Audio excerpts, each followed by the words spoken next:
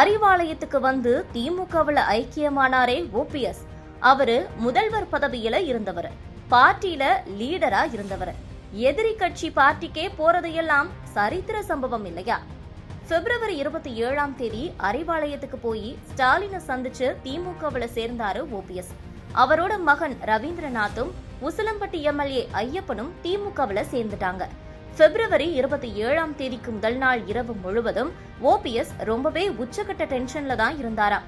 என்னதான் நடந்துச்சுன்னு ஓபிஎஸ்க்கு நெருக்கமானவங்க கிட்ட பேசினப்ப, முதல்ல எங்களுக்கே ஒன்னும் புரியல, ஏன் இவ்வளவு டென்ஷனா இருக்கிறாருன்னு. அப்புறம்தான் சில விஷயங்கள் தெரிய வந்தது. ஓபிஎஸ் திமுகவுல சேர்றதுக்கு முதல் நாள் சாயங்காலம் சிஎம் ஸ்டாலின் ஒரு மீட்டிங் நடத்தி இருக்காரு. அந்த மீட்டிங்ல ஓபிஎஸ் திமுகவுல சேர்க்கிறதால கட்சிக்கு லாபம் என்ன, நட்டம் என்னன்னு ரொம்பவே சீரியஸா டிஸ்கஷன் நடந்தது.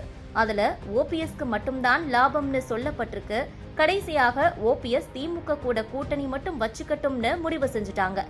ஓபிஎஸ்க்கும் நீங்க அறிவாலயத்துக்கு நாளைக்கு வர வேண்டாம்னு சிஎம் சைட்ல இருந்து தகவலும் சொல்லிட்டாங்க.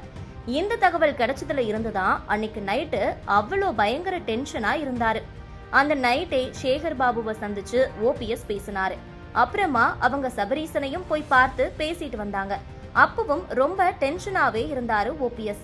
ரொம்பவே லேட் நைட்ல தான் சரிங்க நாளைக்கு காலையில அறிவாலயத்துக்கு வந்துருங்கன்னு ஓபிஎஸ்க்கு தகவல் வந்துச்சு. அப்பதான் ஹப்பாடான்னு மூச்சே விட்டாரு ஓபிஎஸ். அடுத்த நாள் அறிவாலயத்துக்கு போய் முறைப்படி திமுகவுல மகனோட சேர்ந்த ஓபிஎஸ், என் மகனை உங்ககிட்ட ஒப்படைக்கிறேன்னு உருக்கமாகவும் சிஎம் கிட்ட சொன்னாரு என்கின்றனர்.